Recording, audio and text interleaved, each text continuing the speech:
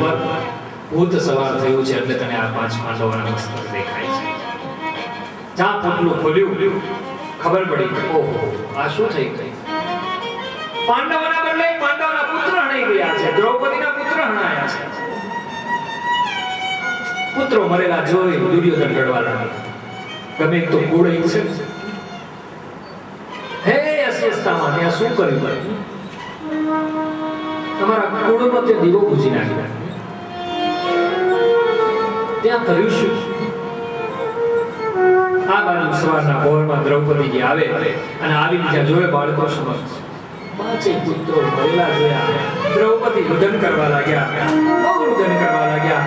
પાંડવો આવ્યા, સાક્ષાત પરમાત્મા પણ દોડ્યા છે. પરમાત્મા તો બધી ખબર છે કે આ લીલા થવાની છે. પરમાત્માએ 5 પાંડવોને સદગતિ આપી. આ બાજુ અર્જુન અસ્વસ્થામાને મારવાની પ્રતિજ્ઞા કરે છે કે હું અસ્વસ્થામાને મારીશ એવી પ્રતિજ્ઞા લીધી. ભગવાન શ્રી કૃષ્ણને કહ્યું કે રથ તૈયાર કરો, મારે અસ્વસ્થામાને પકડવો છે અને અસ્વસ્થામાને મારવો છે. આ બાજુ અસ્વસ્થામાં ખબર પડી કે સાક્ષાત પરમાત્મા શ્રી કૃષ્ણ અને અર્જુન મને મારવા માટે આવે છે. અસ્વસ્થામાં પણ રથ લઈ ભાગ્યો છે. એને ખબર છે કે આજે મારે મોત નક્કી છે. એક સમય એવો આવ્યો, બાણની વર્ષા શરૂ થઈ. અસ્વસ્થામાં સામે બાણ છોડે, અર્જુન પણ બાણ છોડે. અર્જુને બાણ છોડ્યું, અસ્વસ્થામાનો રથ ભાંગી ભૂકો થયો અને જ્યાં રથ ભાંગ્યો અસ્વસ્થામાં રથમાંથી ઉતરી ભાગ્યા. પાછળ અર્જુન દોડ્યા અને અર્જુન દોડ્યા. અસ્વસ્થામાને ખબર પડી કે અર્જુન મને મૂકશે નહીં. આ અસ્વસ્થામા પાસે બ્રહ્માસ્ત્ર છે. અસ્વસ્થામાએ બ્રહ્માસ્ત્ર લીધું હાથમાં. જ્યાં બ્રહ્માસ્ત્ર છૂટ્યું અર્જુન બળવા લાગ્યો છે. બ્રહ્માસ્ત્રમાં એટલી તાકાત છે, અર્જુન બળવા લાગ્યો. દોડી સીધા કૃષ્ણ પાસે, કૃષ્ણ મને બચાવો. કૃષ્ણ કહેવા લાગ્યો હું ક્યારનો કહું છું ઉતાવળ ન કર. પ્રતિજ્ઞા કરી નાખી એટલે બસ તૂટી જ પડવાનું. એ કોઈ સામાન્ય માણસ નથી, એ બ્રાહ્મણ છે. ધારશે તો વિધિ નાખશે તને. શાંતિ રાખ. ભગવાન શ્રી કૃષ્ણના શરણે આવે છે. સામે બ્રહ્માસ્ત્ર છે. બ્રહ્માસ્ત્રથી અર્જુન બળવા લાગ્યા.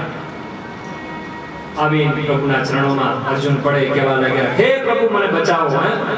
કૃષ્ણ કૃષ્ણ મહાબાહો ભક્તાનામ ભયંકર ત્વમેકો હૃદયમાના નાભવર્ગોષિ સંસ્કૃતે. હે કૃષ્ણ મને આ બ્રહ્માસ્ત્રથી બચાવો, મારું રક્ષણ કરો. પરમાત્મા શ્રી કૃષ્ણ અર્જુનને કહેવા લાગે હે અર્જુન તું પણ સામે બ્રહ્માસ્ત્ર છોડ. અર્જુને સામે બ્રહ્માસ્ત્ર છોડ્યું અને બ્રહ્માસ્ત્રના કારણે બંને બ્રહ્માસ્ત્ર નષ્ટ પામ્યા છે. અસ્વસ્થામાને અર્જુન પકડે છે અને પકડી મારવા લાગે. બરાબર મારે એક બકરાને પકડીને લઈ આવે એવી રીતે લઈ આવે પકડી. અને જ્યાં દૂરથી દ્રૌપદીની નજર પડી કે અસ્વસ્થામાને હરણીને લઈ આવે છે, જેમ યજ્ઞ માટે બલિ ચડાવવા માટે બકરાને લઈ આવે એવી રીતે અસ્વસ્થામાને લાવે છે. બરાબર પકડ્યા. દ્રૌપદી આ દ્રશ્ય જોયું, કહેવા લાગ્યા મુચ્યતામ મુચ્યતામ મુચ્યતામ મુચ્યતામ એષઃ. મૂકી દો આને. વિચાર કરો, જેના 5 પુત્રો હણાઈ ગયા છે. અર્જુને બરાબર પકડ્યો છે. પ્રતિજ્ઞા છે કોને મારીશ. પણ દ્રૌપદીએ જ આ દ્રશ્ય જોયું ત્યારે શું કહ્યું? મુચ્યતામ મુચ્યતામ એષઃ. મૂકી દો આને. કેમ પકડ્યો છે? કારણ બ્રાહ્મણામ નિતરામ ગુરુ. એ આપણા ગુરુનો પુત્ર છે, બ્રાહ્મણ છે, એને મરાય નહીં. મૂકી દો. આને મુક્ત કરો. બ્રાહ્મણ છે, ગુરુ પુત્ર છે, મુક્ત કરી દો. અર્જુન કહેવા લાગ્યા આને મુકાય નહીં. દ્રૌપદી કે નહીં મૂકી દો. અર્જુન સમજાવે દ્રૌપદીને, આને મુકાય નહીં. 5 પુત્રો જેને આપણા હણી રાખ્યા છે એને મરાય નહીં, તો એને મૂકી થોડો દેવાય. અર્જુન કહે, દ્રૌપદી કહેવા લાગે, નહીં એને મૂકી દો. મુજસે કેમ? અર્જુન પૂછે છે. દ્રૌપદી કહેવા લાગી, મારા તો 5 પુત્ર હણાઈ ગયા. પરમાત્માએ ધાર્યું એ ખરું, પણ આપણા ગુરુ આ દ્રોણનો પુત્ર દ્રોણ પણ કુરુક્ષેત્રની ભૂમિની અંદર હણાઈ ગયા છે. ગોમતીમાં નિરાધાર છે, એનો આ એકનો એક પુત્ર છે. જો એને આપણે હણશું તો માં ગોમતીનું શું થશે? અને મને આજે વેદના ખબર છે કે મારો પુત્ર હણાયો છે, એટલે હું પુત્રની વેદના માતા તરીકે હું જાણી શકું. કદાચ હજુ તમે તો 5 પતિઓ મારા જીવતા છો, ગોમતી માતાને તો પતિ પણ મૃત્યુ પામ્યો છે, અને જો તમે આને મારશો અસ્વસ્થતા માને તો એ માં નિરાધાર બની જશે. એને મૂકી દો ને, મરાય નહીં. ભગવાન વ્યાસની કલમે દ્રૌપદી મહાન છે. ભાગવતીમાં દ્રૌપદી મહાન પાત્ર છે. નકર તો કંઈક તો ક્રોધ છે ને આટલો બધો. 5 પુત્રો હણાવા છતાં એમ કે નહીં મૂકી દો, એને મરાય નહીં, એને અડાય નહીં. દ્રૌપદી એટલે વ્યાસની કલમે સાક્ષાત દ્વયાની મૂર્તિ, દ્વયાનું સ્વરૂપ, સાક્ષાત દ્વયાનું સ્વરૂપ. અર્જુન મારવા તૈયાર થાય. કૃષ્ણએ અર્જુનને સમજાવ્યું, મારીશ ને એક કામ બતાવું, મધ્યમ માર્ગ. શું મધ્યમ માર્ગ? કૃષ્ણએ અસ્વસ્થતામાં લલાટમાંથી મણી લઈ લીધો છે, જે તેજનો મણી હતો. પેલાના બ્રાહ્મણોમાં તેજ હતું. માણસને મારી નાખવો એના કરતા આ એક ઘા મારી દેવો સારું. આ ઘા ક્યારેય નહીં રૂજાય. આજે એનું મેં તેજ ભણી લીધું છે, એ જ્યાં સુધી જીવશે ત્યાં સુધી એને યાદ આવશે. આ આડે બરાબર છે. કૃષ્ણ પરમાત્માએ તેજને ભણી લીધું. આ બાજુ 5 પુત્રોના અગ્નિ સંસ્કાર કર્યા, અને જ્યાં અગ્નિ સંસ્કાર કર્યા, શ્રી કૃષ્ણ કહેવા લાગ્યા હસ્તિનાપુરમાં યુધિષ્ઠિર મહારાજને કે હવે મને વિદાય આપો, હું દ્વારકા ગમન કરું. અને જ્યાં દ્વારકા ગમન કરવાની તૈયારી થઈ, 5 પાંડવો પરમાત્મા પાસે ઊભા છે, માં કુંતા બાજુમાં ઊભા છે. એવા સમયની અંદર પરમાત્મા જ્યાં પહેલા જ પગથિયે રથના પગ મૂક્યો, જમણો પગ, ત્યાં કોઈ રડતું દોડતું આમ સામેથી આવે છે. અને કોણ હતું? પાહી પાહી મહાયોગિન દેવ દેવ જગત પ્રતિમ નાન્યમ તદભયમ પશ્યે યત્ર મૃત્યુસ્પરસ્પરમ.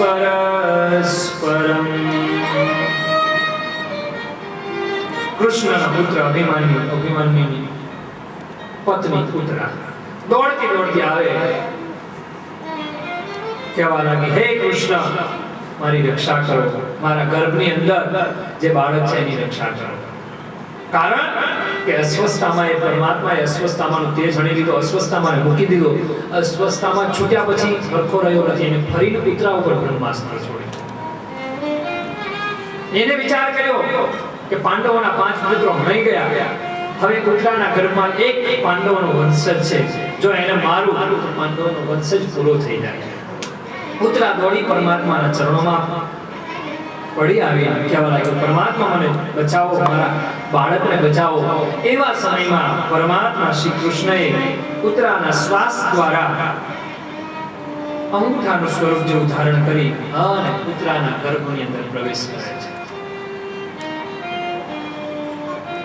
આ બાજુ બ્રહ્માસ્ત્ર આવે, જ્યાં બ્રહ્માસ્ત્ર આવે, બ્રહ્માસ્ત્ર વાગ્યું પર સાક્ષાત અંદર પરમાત્મા છે. પરમાત્માએ બ્રહ્માસ્ત્રના તેજને સમાવી લીધું, ઉત્તરાનું પણ રક્ષણ કર્યું, બધાનું રક્ષણ થયું. પાંડવો રાજી થયા, અને પાંડવો ઉત્તરાના ગર્ભમાં જે બાળક છે એ કોણ મોઢુંથી કહી દઉં, એ પરીક્ષિત રાજા. એ પાંડવોનો વંશજ છે. આ બાજુ માં કુંતા પરમાત્માના ચરણોમાં પડ્યા, સ્તુતિ કરવા લાગ્યા, હે પરમાત્મા, હું જાણું છું ત્યાં સુધી મને બધી ખબર કે માં યશોદાની તમે જેટલી સેવા નથી કરી, માં દેવકીની તમે જેટલી સેવા નથી કરી, એટલી તમે મારી ને મારા દીકરાઓ પાંડવોની સેવા કરી છે. કૃષ્ણાય વાસુદેવાય છે, પરમાત્મા સમક્ષ. દેવકી નંદનાય ચ નંદ ગોપ કુમારાય ગોવિંદાય નમો નમઃ. માં કુંતા સ્તુતિ કરે, પરમાત્મા બહુ રાજી થયા, કૃષ્ણ પ્રસન્ન થયા, કહેવા લાગ્યા, હે ભગવાન, આપે અમારા કુળની બહુ રક્ષા કરી. કૃષ્ણ હસતા હસતા કહેવા લાગ્યા, માં આજ હું તારી પર બહુ ખુશ છું, તું કંઈક માગી નથી. હું દ્વારકા જાઉં છું, તું કંઈક માગી નથી. હવે જો જે માને દીકરો માંગવાનું કે આ તો સાક્ષાત પરમાત્મા, આપણને પરમાત્મા પ્રગટ થયા હોય શું કહીએ, શું માગીએ? વિચાર કરો, કોણતા કેવું માગે? નાના બાળકો મને ચોક સંભળાવે ને એમ કે પેલા ગણપતિ મહારાજ પસંદ થયા કે ભાઈ શું માગે, તમે ગાડી આપો. ગણપતિ મહારાજ કે મારે જ ઉંદેડો છે, તને ક્યાંથી ગાડી આપો?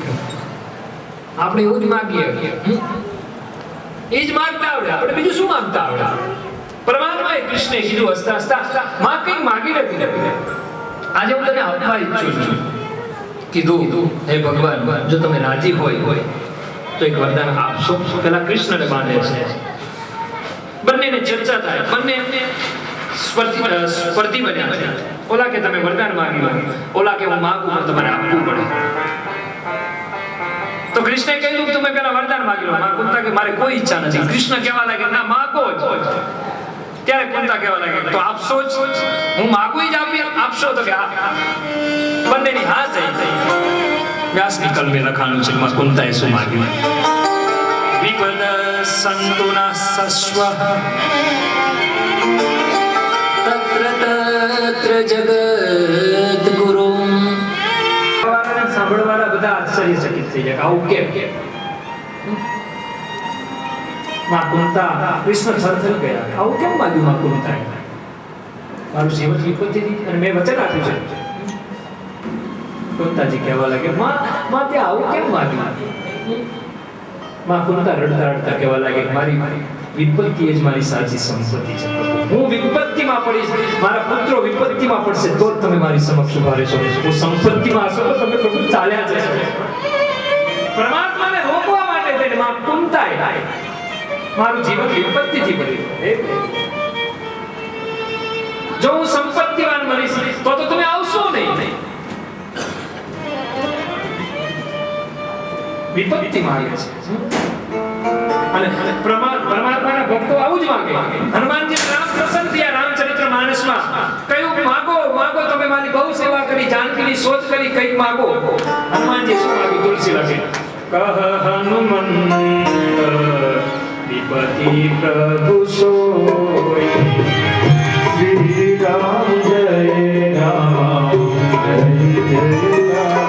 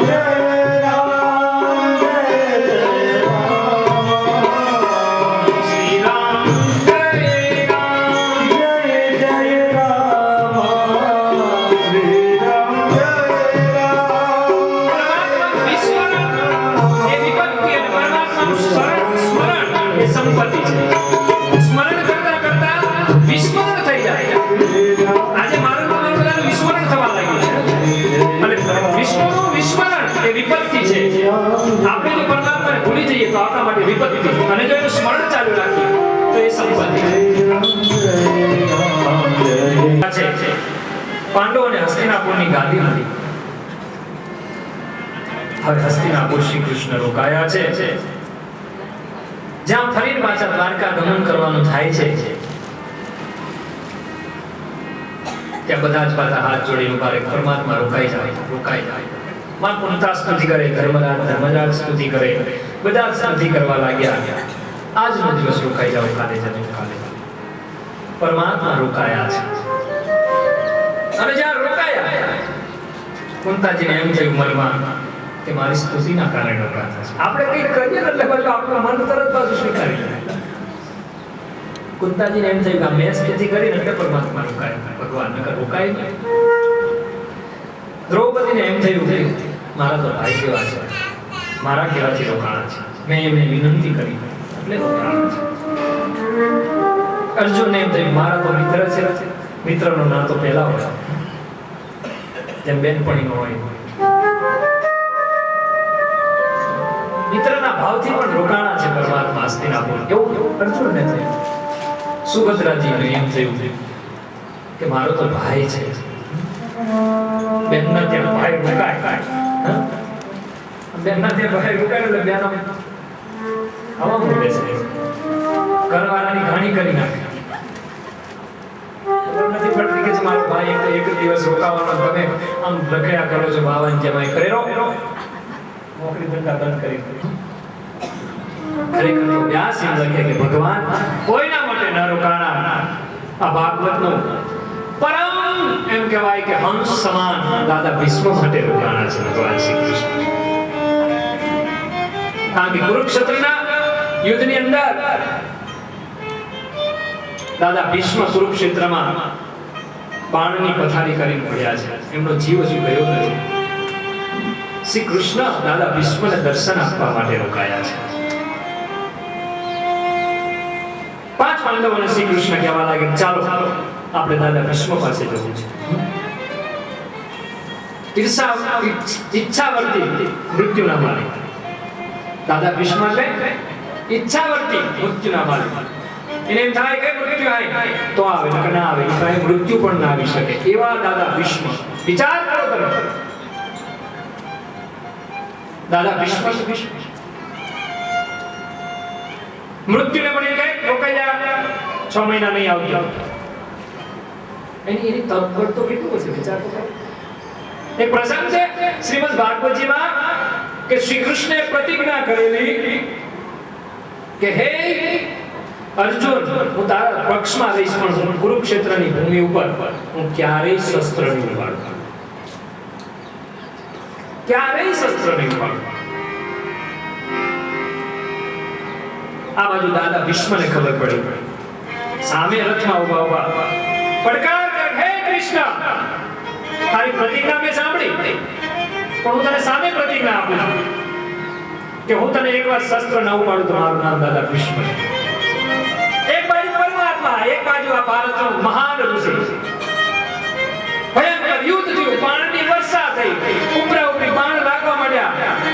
આ બાજુ અર્જુન બાણ મારે, આમથી દાદા ભીષ્મ બંને વર્ષે બાણની વર્ષા થવા લાગી. એક સમય એવો આવ્યો દાદા ભીષ્મનું બાણ છૂટ્યું અને અર્જુનના રથને લાગ્યું, ભાંગીને ભૂકો થયો અર્જુનનો રથ. કૃષ્ણ એમ થયું મર્યા અને કુરુક્ષેત્રની ભૂમિ ઉપર એ રથમાં પડી ગઈ. પરમાત્મા દાદા ભીષ્મને મારવા માટે દોડ્યા અને દોડ્યા જ્યાં દાદા ભીષ્મ પાસે જાય છે, પરમાત્મા મારવા જાય, દાદા ભીષ્મે બાણ મૂકી દીધું. બસ હવે હું જીતી ગયો આખું યુદ્ધ. ભીષ્મની પ્રતિજ્ઞા સાહેબ મંજૂર, કૃષ્ણની પ્રતિજ્ઞા ત્યાં તૂટી ગઈ છે. એક જગ્યાએ પરમાત્મા શ્રી કૃષ્ણ ખોટા પડ્યા છે આખા ભાગવતમાં. કારણ કે એની પ્રતિજ્ઞા એવી હતી હું ક્યારેય શસ્ત્ર નહીં ઉપાડું.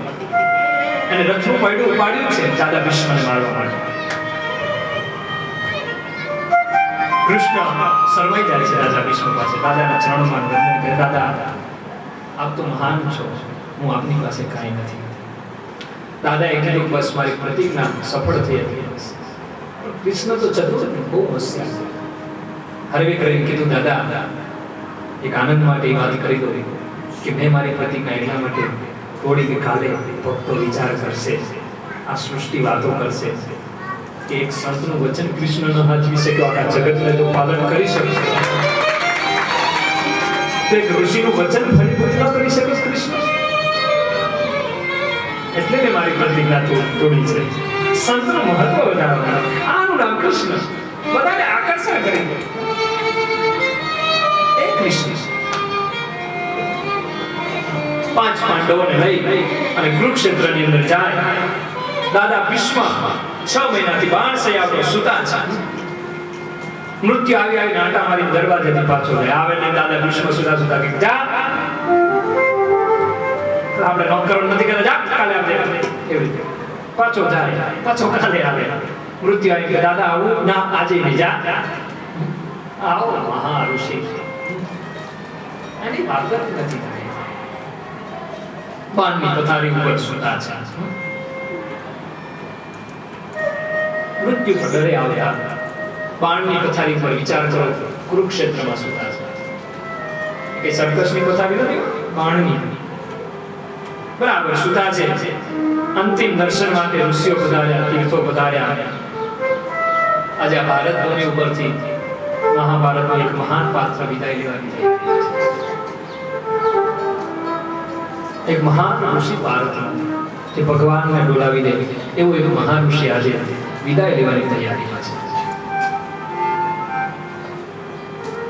આ બાજુ પાંડવો આવે. પાંડવો આવીને દાદાને પ્રણામ કરે. દાદાએ કીધું મારી કોઈ ઈચ્છા નથી, મને પાણી પાવ. અર્જુને બાણ ચડાવ્યું. કુરુક્ષેત્રમાં બાણ ના લીધે ગંગાજી પ્રગટ થયા. સીતા ભીષ્મ દાદાના મુખમાં. આમ તો ભીષ્મ એ ગંગાજીના પુત્ર છે. ગંગાજીના મા અને દીકરાનું છેલ્લે મિલન કરાવ્યું. અર્જુન દ્વારા યુધિષ્ઠિર ખભે માથું મૂકીને ખૂબ રડ્યા દાદા ભીષ્મ પાસે. આ બાજુ યુધિષ્ઠિર કહેવા લાગ્યા કે દાદા આ યુદ્ધના કારણે અમારા હાથે કેટલા કેટલા સંતો ઋષિઓ ખરાયા છે. ત્યાં સુધી હજુ કૃષ્ણ નજીક નથી આવ્યા, દાદાની દૂર પાછળ. બધા 5 પાંડવો રડે. દ્રૌપદી હસે. પાંડવો રડે છે, દ્રૌપદી હસે છે. કારણ કે જ્યારે યુધિષ્ઠિરને રડતા જોયા દાદા ભીષ્મ સુતા બાણશૈયા ઉપર જ્ઞાન ઉપદેશની વાતો કરે છે. હે યુધિષ્ઠિર, હવે તો તું હસ્તિનાપુરનો રાજા બન્યો છે, ત્યારે આવું કરાય, પાલન રક્ષાનું પાલન આવી રીતે કરાય, પ્રજાનું પાલન આવી રીતે કરાય. આવું બધું જ્યારે દાદા ભીષ્મ સુતા કહે છે, દ્રૌપદી હસવા લાગ્યા. દાદા ભીષ્મ પૂછે, દ્રૌપદી શા માટે તું હસે છે? હે દાદા, આ જ્ઞાન તમને અત્યારે જ આવ્યું? દુર્યોધનની સભામાં હતું જ્યારે મારું ચિરાહરણ થઈ રહ્યું હતું ત્યારે આ જ્ઞાન હતું. દુર્યોધન જ્યારે મારું વસ્ત્રાહરણ કરી રહ્યો હતો ત્યારે આ જ્ઞાન કાં ગયું હતું? તમારું ઉપદેશ કાં ગયો હતો? દાદા બહુ હોશિયાર છે. દાદાએ કીધું હું અન્ન એનું ખાતો હતો, મેં અન્ન એના ખાતર જમ્યો હતો, એટલે મને એવા વિચારો આવતા હતા. આ 6 મહિનાથી બાણની અંદર જે અન્નનું લોહી બન્યું હતું બધું વહી ગયું છે. હવે મારા વિચારો શુદ્ધ થયા છે, એટલા માટે હું જ્ઞાન ઉપદેશ કરું છું. દ્રૌપદી રડ્યા છે. દાદાની આંખમાં પણ આંસુ આવ્યા. આ બાજુ પરમાત્મા એમ કહેવાય આવી દૂર ઉભા રહ્યા અને પીઠ બતાવી નાખા. દાદા રડતા કહેવા લાગ્યા, હે કૃષ્ણ, હું તને ઓળખું છું બહુ સારી રીતે. તું ભલે આમ બોલે કે આમ બોલે, હું તને ઓળખું છું. કૃષ્ણ નજીક આવે. દાદા હાથ જોડે અને જ્યાં દાદાએ હાથ જોડ્યા પરમાત્મા આશીર્વાદ આપે. અંત સમયે દાદા કૃષ્ણને કહેવા લાગ્યા, હે કૃષ્ણ, મારે એક વસ્તુ તને આપીશ. કૃષ્ણ ચમક્યા કરે. દાદા 6 મહિનાથી બાણશૈયા ઉપર પડ્યા છે. કુરુક્ષેત્રમાં કહીને આપ્યું, હવે આપવાની વાત કરે છે. દાદા કહેવા લાગ્યા કે શું? દાદા અને કૃષ્ણ કહેવા લાગ્યા શું આપવું છે? દાદા કૃષ્ણ કહેવા લાગ્યા કે મારે એક કન્યા છે,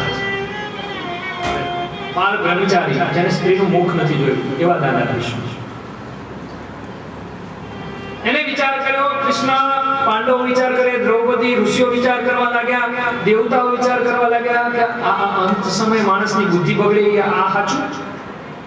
પાછો વિચાર કર્યો, દાદાની તો ના બગડે, આ તો પરમ જ્ઞાની છે. કહેવા લાગે મારે એક દીકરી છે, કુંવારી છે, કૃષ્ણ મારે તને અર્પણ કરવી છે. કઈ દીકરી? વ્યાસ ઇતિમતિ રૂપ કલ્પિતા વિતૃષ્ણા ભગવતી શાકુંગવે વિભૂમિ સ્વસુપગતે વચી વિહર્તુમ પ્રકૃતિ મુપેયુષ્મીય પ્રવાહ ઇતિ મતિ રૂપ. હે કૃષ્ણ, મારી એક બુદ્ધિ નામની કન્યા હું આપના ચરણોમાં અર્પણ કરું છું. દાદા કૃષ્ણએ પોતાની બુદ્ધિ કૃષ્ણએ કૃષ્ણના ચરણોમાં અર્પણ કરી છે. અંત સમય આવ્યો, ઉત્તરાયણનો પવિત્ર સમય આવ્યો, દાદાએ દેહ ત્યાગ કર્યો છે. આકાશમાંથી પુષ્પ વૃષ્ટિ થવા લાગી. દાદા પરમાત્માના દર્શન કરી અને સ્વધામ જવાની તૈયારી કરે. દેવતાઓ સ્વર્ગની અંદર પુષ્પની હાર લઈને ગોઠવાયા. દુંદુભી વાગવા લાગી. સાક્ષાત ઇન્દ્ર દાદાનું સન્માન કરવા માટે દરેક દેવતાઓ આવ્યા. દાદાએ ઉત્તરાયણનો સમય નજીક આવ્યો. સામે પરમાત્મા ઊભા છે, આ બાજુ પાંડવો ઊભા છે, દરેક દેવતાઓ છે, દરેક તીર્થો આવ્યા છે, દરેક નદીઓ આવી છે. એવા સમયની અંદર દાદાએ દેહને ત્યાગ કર્યો. જય જયકાર થયો. એકવાર આપણે પણ કૃષ્ણ કનૈયાલાલને જય જયકાર કરીએ, દાદાને અંજલિ અર્પણ કરીએ, પિતૃઓને અંજલિ અર્પણ કરીએ. શ્રીમદ ભાગવતની ભીષ્મની સ્તુતિ પિતૃઓને અર્પણ કરીએ. એકવાર જય જયકાર કરીએ. બોલો કૃષ્ણ કનૈયાલાલ કી જય. વ્યાસજી કથાને આગળ લઈ જાય. પ્રથમ સ્કંદની અંદર 4 પુરુષ પાત્ર અને 3 સ્ત્રી પાત્રોનું, નારીઓનું મુખ્ય વર્ણન કર્યું. આગળ ભગવાન દાદા વિશ્વને સ્વધામ પહોંચાડી અને દ્વારકા જવા પ્રસ્થાન કરે. અને દ્વારકાની પાદરમાં જઈ અને પરમાત્માએ શંખનાદ કર્યો. દ્વારકાવાસીઓને ખબર પડી કે હવે સાક્ષાત પરમાત્મા આવી ગયા છે. આ શંખનાદમાંથી ડોબર બેલ આવી. કારણ કે એને ડોબર બેલ વગાડે ત્યારે ખબર પડે ને ફ્લેટમાં કે હવે પરમાત્મા આવ્યા કરનાર. કારણ કે પરમાત્માએ પાદરમાં જઈને શંખનાદ કર્યો. બકુલદાદા બાર ઉભા અને શંખનો નાદ થયો અને દ્વારકાવાસીઓને ખબર પડી કે પતિદેવ આવ્યા છે. આપણે કહે છે કે શંખનાદ ના કરી શકીએ.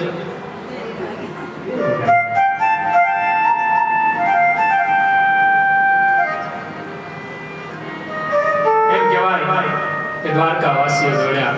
દરેક રાણીઓ પરમાત્માની જેમ રાણીઓ દોડી. બધા કહેવા લાગ્યા અહીંયા આવો, અહીંયા આવો, અહીંયા આવો, અહીંયા પધારો. પરમાત્માએ વિચાર કર્યો કે આમાં તો ઘરનાનો જ વેદ નથી પડ્યો, બહારનાનો ક્યાંથી? કારણ કે લક્ષણ મોટું ને પાછું દ્વારકા 16,108. વિચાર કરો, ઘરના જેટલા 16,108 ઘરના. બધાના ઘરે વિજયભાઈ જાય તો કેટલી એક મિનિટ રોકાય તો કેટલી મિનિટ? તો મને લાગે છે મહિનો તો એમાં જ જોઈએ. એક મહિનો કે સવારમાં ઉઠીને માં કુંતાને પ્રણામ નહીં કરવાના, પહેલા ધૃતરાષ્ટ્ર અને ગાંધારીને પ્રણામ કરવાના, પછી તમારા કુંતાને પ્રણામ કરવાના. કારણ કે ધર્મવાન માણસ છે ને એને ખબર છે કે એના પુત્રો 6 પુત્રો હણાઈ ગયા છે. જો હું માન સન્માન નહીં આપું તો અમારા કાકા અંદરથી વળે આપે છે. એટલે ભત્રીજા સ્વરૂપે પ્રથમ કાકાને સન્માન આપે છે. આ બાજુ સવારમાં યુધિષ્ઠિર રાજા પૂજા અર્ચન કરી, સંધ્યાવંદન કરી અને જ્યાં ધૃતરાષ્ટ્રના મહેલમાં આવે અને જ્યાં નજીક આવે એમ કહેવાય છે કે કોઈ દેખાતું નથી. ફક્ત ધૃતરાષ્ટ્રના દાસ સંજય રડતા દેખાય છે. આપણે ત્યાં ગીતા વિદ્યામાં પ્રારંભ કરીએ એટલે નથી સંજય ઉવાચ ધર્મક્ષેત્રે કુરુક્ષેત્રે. ગીતાજી અહીંથી શરૂઆત થાય. સંજય કહે છે કારણ કે પેલા તો અંત છે અને સંજય બોલે છે, એનો દાસ છે. સંજય રડવા લાગ્યા. ક્યારેક ચાલા ગયા ખબર નથી. બધા દુઃખી થાય. યુધિષ્ઠિર રાજાએ ધર્મરાજાએ કીધું ગમે કરીને કાકાને ગોતો. એક તો અંધ છે, કાકી વૃદ્ધ થઈ ગયા છે, ક્યાં ગયા હશે? આ બધું વિદુર કાકાએ કર્યું લાગે છે. ઈ તો પોતે છત્રી વાળા ફર્યા આવ્યા, બીજાની બેન લઈ ગયા. સંતનું કામ જ આ છે. આ બાજુ નારદજી આવ્યા. નારદજી સમજાવે ચિંતા છોડો, એ તો એમના સ્વધામ જવા માટેની તૈયારી કરે છે. પરિપક્વ થઈ ગયા છે, પાકી ગયેલો ફળ છે, એની ચિંતા કરો નહીં. એ ગંગા કિનારે છે, મિત્ર ઋષિના આશ્રમે છે. એ આનંદથી ભક્તિનું ભજન કરે છે. તમે હવે તમારી ચિંતા કરો. નારદજી આટલી વાત કરી પડી મોટી. યુધિષ્ઠિર કહેવા લાગે તમારે શેની ચિંતા? ક્યાં ખબર છે કૃષ્ણ સદામ ચાલ્યા ગયા છે, તમે કાલ જવાનું થશે. આ બાજુ અર્જુન ઘણા સમયથી દ્વારકા પરમાત્માને મળવા ગયા છે. યુધિષ્ઠિર દરરોજ ચિંતા કરે. એક દિવસ યુધિષ્ઠિર રાજા ઉદાસ થઈને બેઠા છે. ભીમ આવે. ભીમસેન ધર્મરાજાને ઉદાસ જોઈને પૂછે છે, હે ભાઈ, આજે કેમ તમે ઉદાસ લાગો છો? યુધિષ્ઠિર કહેવા લાગ્યા, આજે મને દિશાઓ ધૂંધળી લાગે છે. ગૌશાળામાં ગાયો પણ રડે છે. મંદિરમાં મૂર્તિઓમાંથી પ્રાણ ચાલી ગયા હોય લાગે છે. આ પશુ પંખીઓ રડે છે. મને આજ બધું ધૂંધળું ધૂંધળું લાગે છે. મને એમ લાગે છે કે આ ધરતી ઉપરથી કોઈ મહાપુરુષની વિદાય થઈ એવું લાગે છે. કોઈ મહાપુરુષ વિદાય થયા એવું લાગે છે. હું એ વિચાર કરું છું કે અર્જુન 6 મહિનાથી દ્વારકા ગયા છે, પરત કેમ થયા નથી? મેં એને ખાલી 6 મહિના રોકાવાનું કીધું હતું. આ 6 મહિના ઉપર બીજા 2 મહિના થયા, હજુ અર્જુન કેમ આવ્યા નહીં? અર્જુન આવ્યા નથી, અર્જુનના કઈ સમાચાર નથી. હજુ આ બંનેનો જે સંવાદ ચાલે છે એવા સમયમાં અર્જુન દ્વારકાથી પધારે છે. ભીમ અને ધર્મરાજા જ્યાં ચર્ચા કરતા હતા એવા સમયની અંદર અર્જુન આવે, અને જ્યાં અર્જુન આવે છે અર્જુન ઉદાસ છે, આંખો સૂજી ગઈ છે, વાળના કોઈ ઠેકાણા નથી. નજીક આવે, બોલી શકતા નથી. યુધિષ્ઠિર રાજા અર્જુનને પૂછવા લાગ્યા, હે અર્જુન, દ્વારકામાં બધા બરાબર તો છે ને? ઉગ્રસેન મહારાજ બરાબર છે, વસુદેવ અને દેવકીજી બરાબર છે, ઉદ્ધવજી, અક્રૂરજી, પ્રભુનો પરિવાર, દરેક રાણીઓ, પ્રભુના દીકરા પ્રદ્યુમ્ન, અનિરુદ્ધ બધા બરાબર તો છે ને? અર્જુન બોલી શકતા નથી. અર્જુન રુદન કરવા લાગ્યા. રડતા રડતા કહેવા લાગ્યા, હે ભાઈ, બ્રાહ્મણોના શ્રાપના કારણે પ્રભુ યદુવંશનો નાશ કરી અને સ્વધામ પધાર્યા છે. બ્રાહ્મણોનો શ્રાપ લાગ્યો અને યદુવંશનો નાશ થયો, પરમાત્મા સ્વધામ પધાર્યા છે. મારું તેજ અને બળ કૃષ્ણ હતા ત્યાં સુધી રહ્યું, બધું નષ્ટ થઈ ગયું છે. હે અર્જુન કહેવા લાગ્યા રડતા રડતા, કેમ નષ્ટ કેવી રીતે થઈ ગયું? કહેવા લાગ્યા, પરમાત્મા ગયા ત્યાંથી મારું તેજ નષ્ટ થઈ ગયું. મારી પાસે જે બળ હતું એ બધું ભાંગીને ભૂકો થઈ ગયું છે. મારી પાસે આજે કાંઈ નથી. મને રસ્તામાં લોકોએ લૂંટી લીધો. હું જ્યારે દ્વારકાથી નીકળ્યો ને, મને ખબર પડી પરમાત્મા સુધામ ગયા, મારું તેજ એમની સાથે ચાલ્યું ગયું. રસ્તામાં ચાલ્યો હતો, મેં ઘણી એમની સાથે લડવાની કોશિશ કરી, પણ કાંબા લોકો, સામાન્ય લોકો મને લૂંટી ગયા. સમય બલવાન નહીં પુરુષ બલવાન. સમય બળવાન છે. યુવાનીમાં હોય ત્યાં સુધી આખા ઘરની અંદર બાપ થતું. સમય બલવાન હે નહીં પુરુષ બલવાન. સમય બળવાન છે, પુરુષ થોડો બળવાન છે. કાંબે અર્જુન લૂંટ્યો. કાંબા લોકોએ અર્જુનને લૂંટી લીધો. વિચાર કરો. વોહી ધનુષ વોહી બાણ. જે કુરુક્ષેત્રમાં દુર્યોધનને નાશ કરી આખા કૌરવોને નાશ કરી નાખ્યો, ઈ જ બાણ ને ઈ જ ધનુષ, ઈ સામાન્ય કાંબા માણસો લૂંટી ગયા અર્જુનને. સુધી યુવાન માણસ હોય, કમાતો હોય ત્યાં સુધી એની સન્માનતા જળવા જોશે. સન્માનતા આજે જળવાતી નથી. હા, જો દીકરા સંસ્કારી હશે તો છેલ્લા શ્વાસ સુધી એનો શ્વાસ એ તમારો શ્વાસ બની જશે. એક શ્વાસની પણ તમારી ચિંતા કરશે જો તમે સત્કર્મ કર્યા હશે. તમે માતા પિતાની સેવા કરી હશે તો તમારા દીકરા અવશ્ય કરશે. એમાં કોઈ શંકાનું સ્થાન નથી. અને એ પણ ભાગવતજીની સમક્ષ કરી દો. જો તમે ઠુકરાવ્યા હશે અને તમે અત્યારે તમારી બુદ્ધિ ગમે એટલી લગાડશો ને તો એ છેલ્લે બુદ્ધિ નષ્ટ થશે. નહીં કરે. પાંડવો રડવા લાગ્યા. ખબર પડી પરમાત્મા સ્વધામે આમથી કુંતામાં આવે છે. પાંડવો રડતા જોઈ માં પૂછે, શું થયું? અર્જુન રડતા કહેવા લાગ્યો, પરમાત્મા સ્વધામ ગયા. જ્યાં સ્વધામ શબ્દ સાંભળ્યો માં કુંતાએ દેહ છોડી દીધો. તરત દેહ છોડી ગયો માં કુંતા. પરમાત્મા ગયા ક્ષણમાં દેહ છૂટી ગયો. વિચાર કરો કેવી નિષ્કામ ભક્તિ હશે. આ બાજુ યુધિષ્ઠિર ધર્મરાજે કહેવા લાગ્યા કે હે પાંડવો, હવે આપણે પણ વિદાય લઈએ. પરીક્ષિત રાજા મોટા થઈ ગયા છે, એક કામ કરીએ, પરીક્ષિતને હસ્તિનાપુરની ગાદી સોંપી દઈએ અને આપણે પણ સ્વધામ જઈએ. પરીક્ષિત રાજાનો અભિષેક થયો. સંતો મંતો દરેક દેવતાઓ આવ્યા. પરીક્ષિત રાજાને ગાદી સિંહાસન આપવામાં આવ્યું. 5 પાંડવો અને દ્રૌપદી હેમાળા તરફ હાલી નીકળ્યા છે. હેમાળે હાડ ગાળવા, અમારી સૌરાષ્ટ્રની ભાષાની હેમાળે હાડ ગાળવા. હાડ આ હાડ શબ્દ છે ને, હાડ એટલે કે શરીર. હાડ 5 પાંડવો અને દ્રૌપદી પરીક્ષિત રાજાને સિંહાસન ઉપર બેસાડી, પરીક્ષિતને બધું સોંપી ચાલી નીકળ્યા. પાંડુકેશ્વરમાં કેદારનાથમાં છે છેલ્લી શિવની પૂજા કરી છે પાંડવોએ. પાંડુકેશ્વર નામનું સ્થાન છે. આજે કેદાર જાવ ને ત્યાં કેદાર એ શિવજીનું છેલ્લે અભિષેક થયો છે. 5મા અધ્યાયથી અભિષેક. આ બ્રાહ્મણો છે બધા 5મો અધ્યાય. ઓમ નમસ્તે રુદ્રમન્ય ભવતો દૈખલે નમઃ.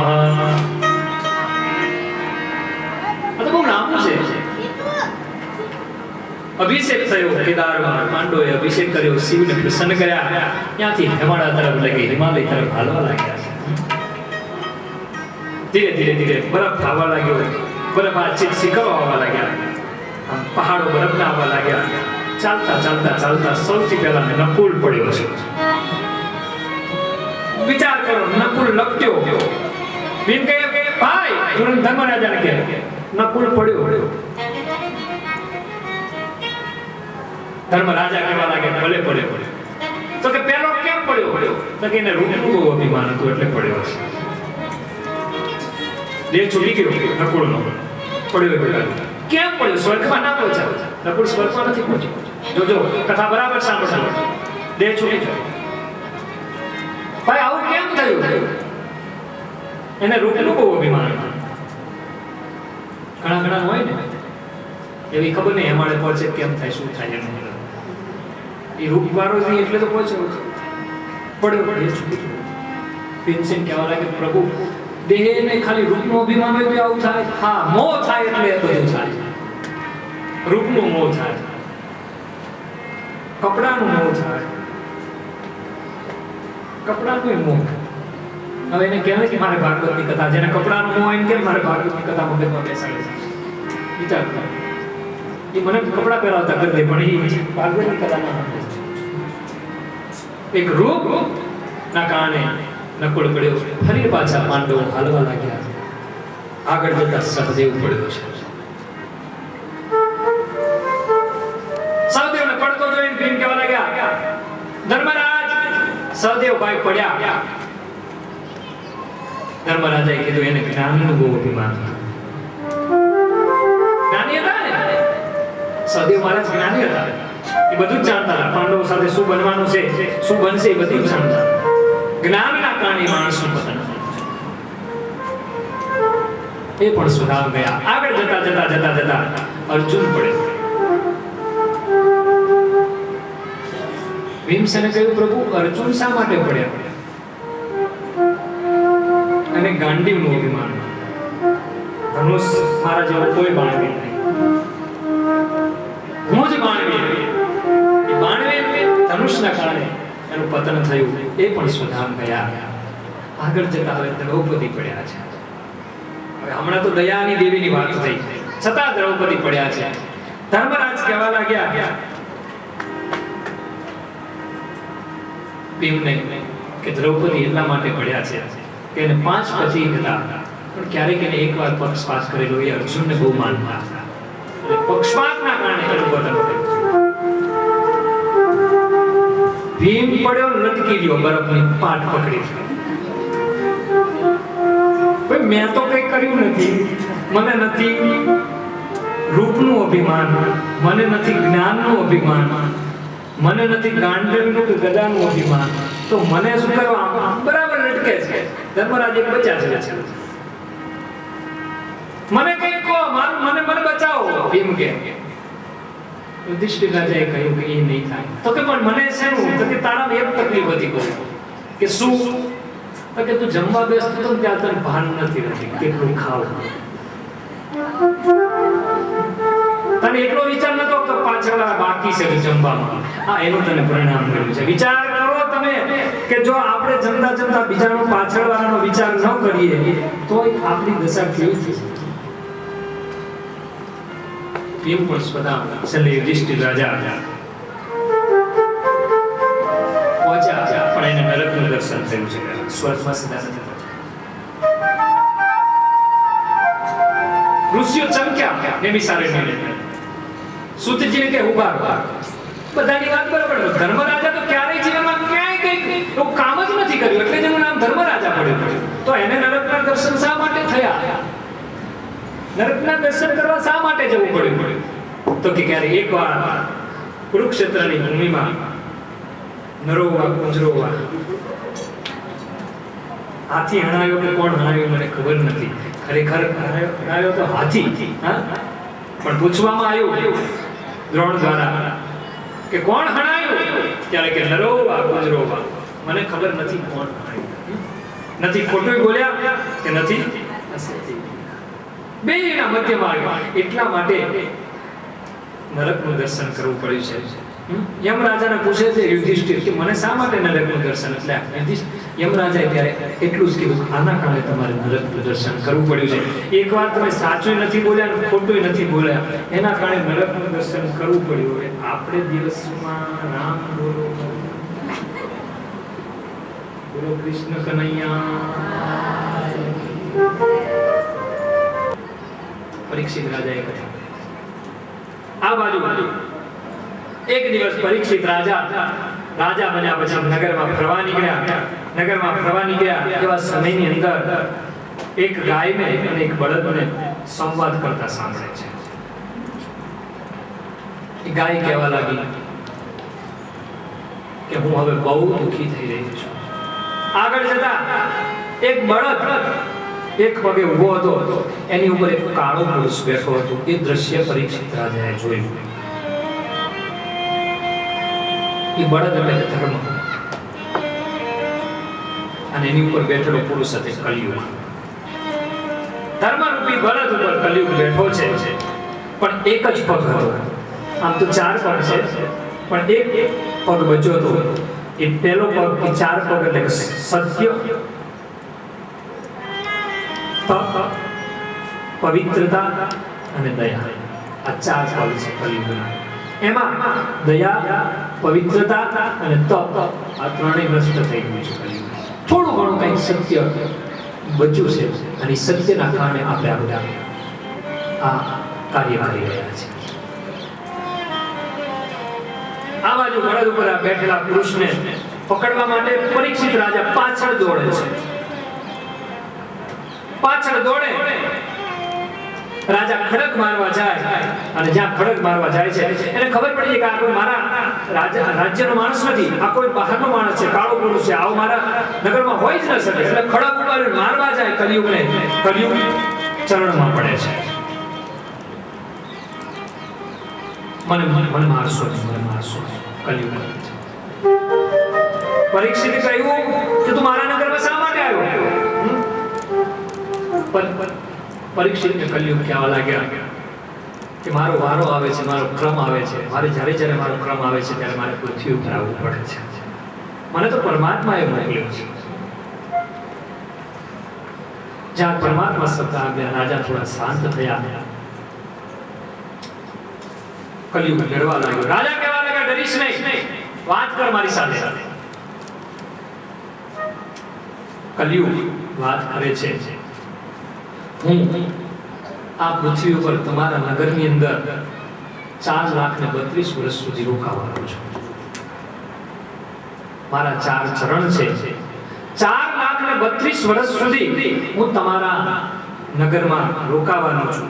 હવે વિચાર કરો. મને એમ લાગે છે કૃષ્ણ સુદામ ગયા ત્યારથી કલિયુગ શરૂ થયો એવું છે ભાગવતજી. આજે 500 વર્ષ 5,000 વર્ષ થયા છે. શાસ્ત્ર એમ કહે છે કૃષ્ણ ગયા 5,000 વર્ષ થયા. હજુ 4,32,000 વર્ષ સુધી કલિયુગ રહેવાનો છે. આટલો મોટો કલિયુગ છે. પરીક્ષિત રાજા અને કલયુગનો સંવાદ ચાલે છે. મને મારશો નહીં, મને છોડી દો, મને અમુક સ્થાન આપો, અહીંયા હું પડ્યો રહીશ. કલયુગ કહે છે. પરીક્ષિત રાજાને દયા આવે.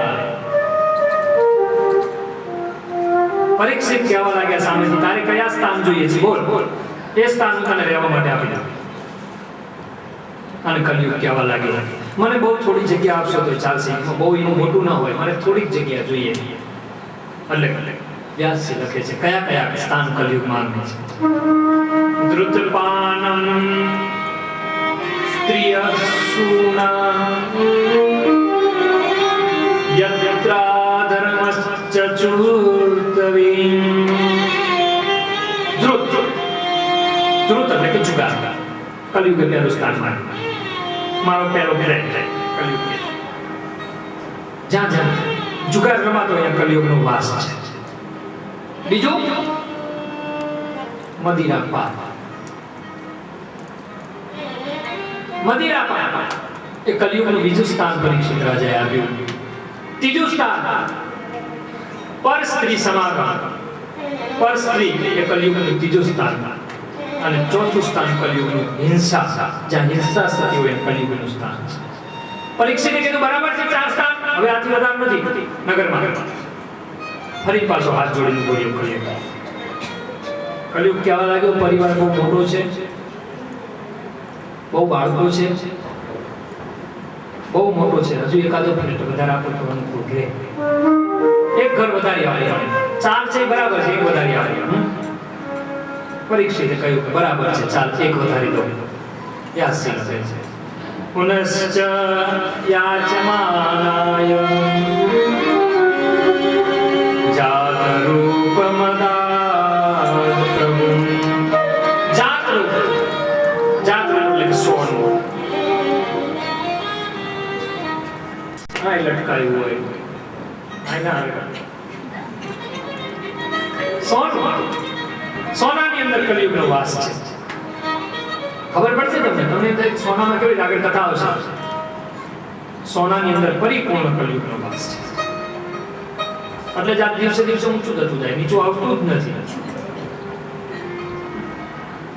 સોનાની દ્વારકા નષ્ટ થઈ ગઈનું કારણ કલયુગ ત્યાં વાસ કરે એટલા માટે પરમાત્માએ નષ્ટ કરી દીધી. રાવણની લંકા સોનાની નષ્ટ થઈ ગઈનું કારણ કે કલયુગ ત્યાં પ્રવેશ કરે એટલા માટે નષ્ટ. સોનાની અંદર કલયુગનો વાસ છે. આ બાજુ 5 સ્થાનો આવ્યા. પરીક્ષિત મુક્ત બની રાજ્ય કરવા લાગ્યા. કલયુગ ધીરે ધીરે મોટો થવા લાગ્યો. અને આજે મોટો થતા થતા આજે કલયુગનો બધે જ વ્યાપ થઈ ગયો છે. ખરેખર એમ કહેવાય કે 4 ખાના આપેલા, પણ 4 ખાના ધીરે ધીરે મોટા થયા. આજે હર જગ્યાએ દરેકની છત્રછાયા આપણે કલયુગની છત્રછાયા જગ્યા છીએ. જ્યાં જુઓ મંદિરમાં તો કે કલયુગ, મસ્જિદમાં તો કે કલયુગ, ઘરે ઘરે કલયુગ. મંદિરમાં તો મને મંદિરમાં બધા કલયુગ દેખાય, મને ઘરમાં શાંતિ દેખાય. પેલા પૂજારીની ધ્યાન મંદિરની આરતી કર્યા પછી ઇન્દ્રાયણની પરચુરણમાં કલયુગ દેખાય છે. એક મંદિરના પૂજારી પૂજા કરી થાળીમાં બધા આવે ને પરચુરણ નાખે. આ પરચુરણ પૈસા મૂકવા એ દેખાડવા માટે નથી, આ એક સંસ્કાર છે અમારી ભાષામાં. પહેલાના જમાનામાં નાનું બાળક માતા લઈને આવે કથામાં અને બાળકના હાથે નખાવે. આશ્રમ આવી જોવે તો સમિત ઋષિ ધ્યાનમાં બેઠા છે. રાજાએ બૂમ પાડી, મને કોઈ પાણી પાવ, મને કોઈ જમવાનું આપો, મને કોઈ ફળાહાર આપો. હવે ઋષિ તો ધ્યાનમાં બેઠા છે. આ બૂમ એટલા માટે પડી કલયુગનો વાસ છે. આ બધા બૂમ પાડી બધા કલયુગ વગર મુખ એટલે સમજી જવાનું, વાળમાં બે ગયા સમજી જવાનું. બૂમ પાડી ઋષિ ધ્યાનમાં બેઠા છે. કોઈએ સાંભળ્યું નહીં. એવા સમયની અંદર મધ્યાહનના સમયની અંદર કલયુગે બરાબર પરીક્ષિત રાજાના બુદ્ધિની અંદર પ્રવેશ કર્યો. અને એવા સમયની અંદર એક સાપ ત્યાંથી નીકળ્યો છે. પરીક્ષિતને ખૂબ બુદ્ધિ સૂચી. એને વિચાર કર્યો કે આ સાપને મારી અને આ ઋષિના ગળામાં પહેરાવી દીધો. એટલો ક્રોધ આવ્યો અને ખરેખર કટરા એવી જ બની સાપને માર્યો.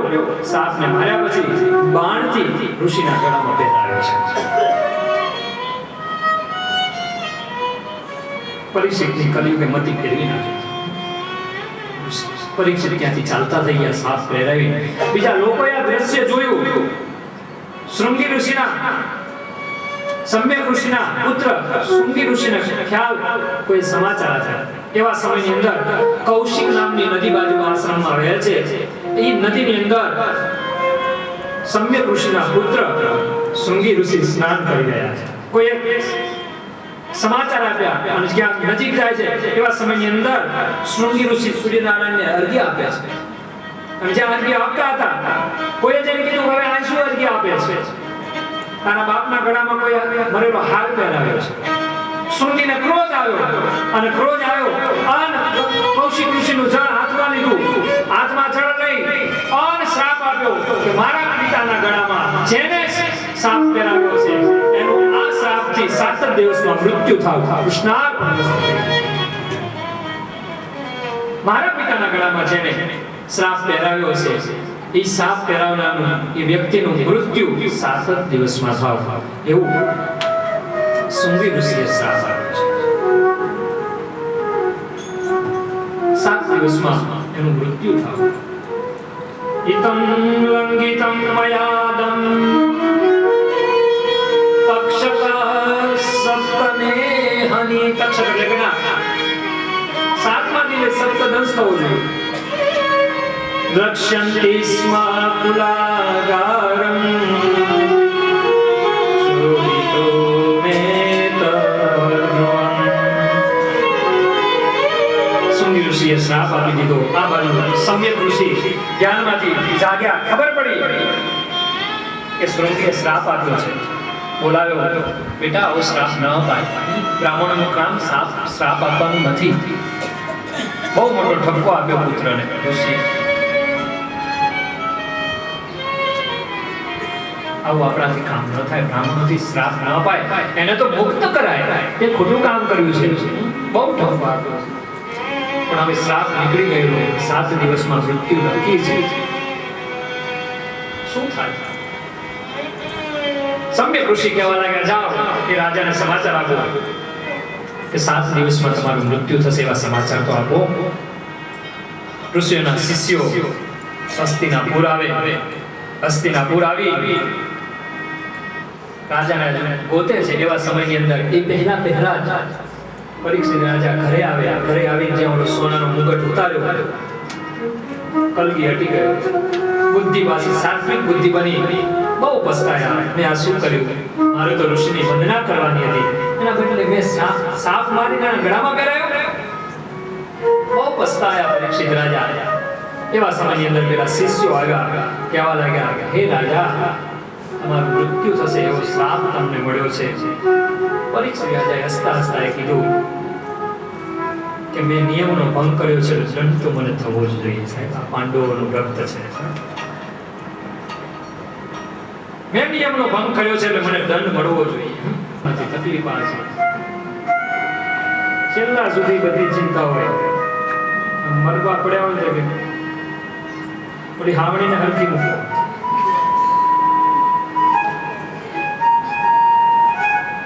જીવ બીમાર. છેલ્લા અવસ્થા સુધી આપણને ખબર છે કે આપણું મૃત્યુ નજીક છે, તો છતાં આપણે કઈ છોડી નથી શકતા. પરીક્ષિતે સત્તા સંપત્તિ બધું જ છોડી દીધું. રાજપાટ છોડી ગંગા કિનારે આવ્યા. ઋષિઓનું સત્ર ચાલે છે. સીધા આવ્યા સત્રમાં. મને બતાવો, મારું મૃત્યુ 7મા દિવસે છે, નક્કી છે. મને કઈક ઉપાય બતાવો કે હું મારા મૃત્યુને મંગલમય બનાવી શકું. હજુ તો ઋષિઓની ચર્ચા ચાલે છે. એવા સમયની અંદર પરીક્ષિત મહારાજ ત્યાં નજીક આવ્યા. જ્યાં નજીક આવે છે ઋષિઓ વિચાર કરવા લાગે કે અમને શું મારે બતાવવું. એવા સમયની અંદર સુખદેવજી મહારાજનું આગમન થયું છે. બધા જ ઉભા થયા. સુખદેવજી મહારાજને વંદન કરે. અધિકારી શિષ્ય ને અધિકારી ગુરુ મળ્યા છે.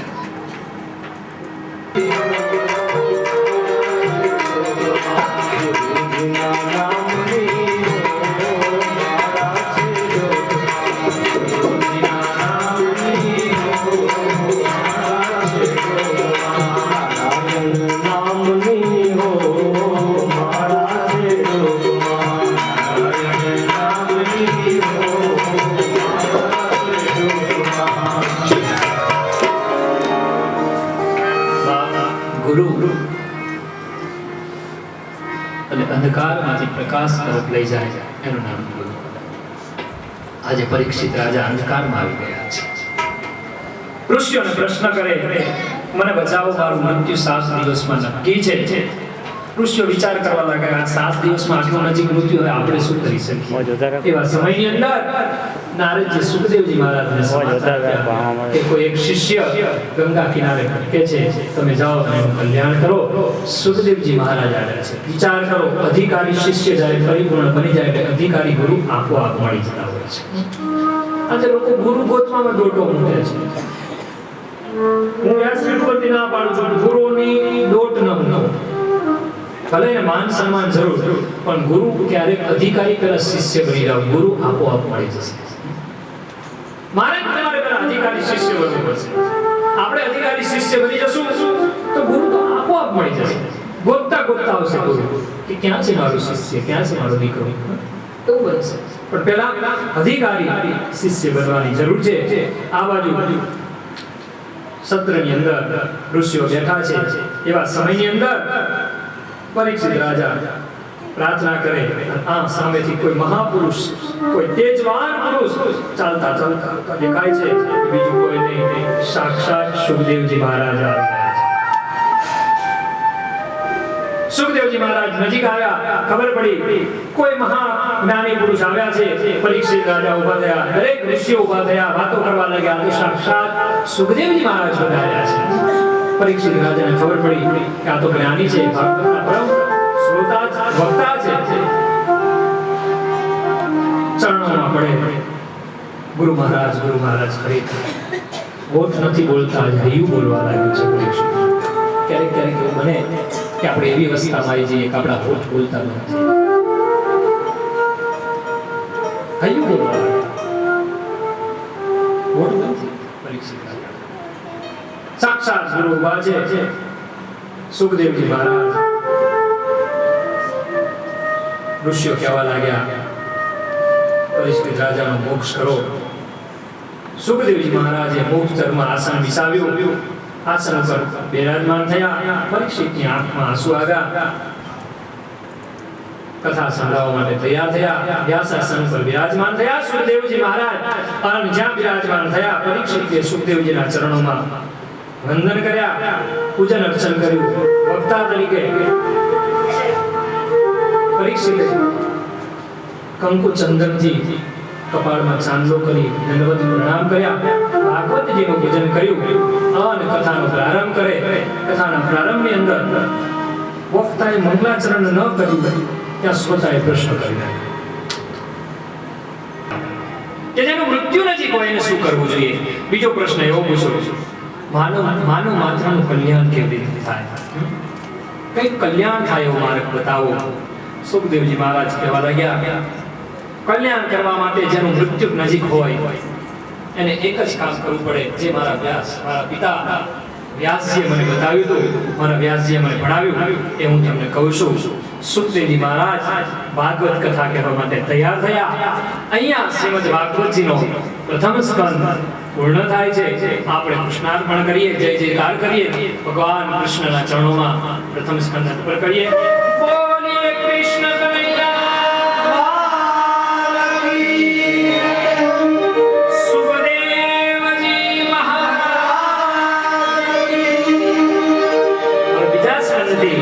સુખદેવ અને પરીક્ષિતનો સંવાદ ચાલશે.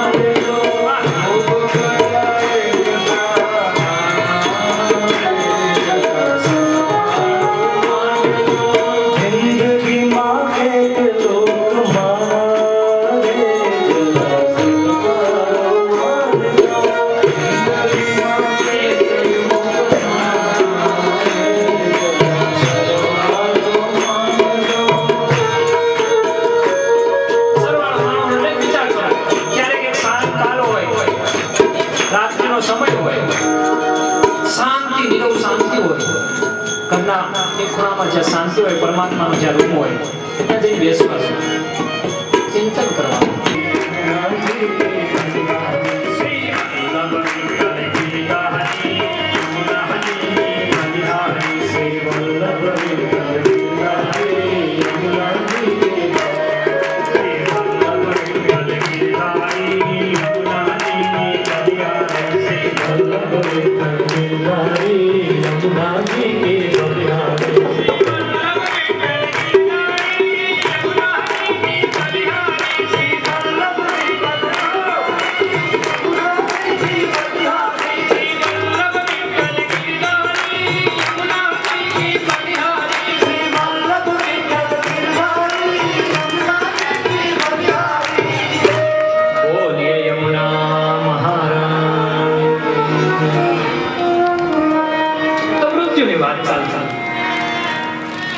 ઘડિયાળ ફરે એમ મૃત્યુ નજીક આવે.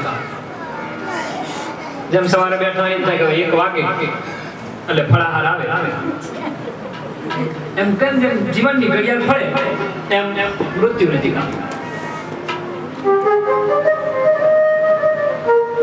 માણસ ક્યારે હાલ્યો જાય ખબર નથી પડતી.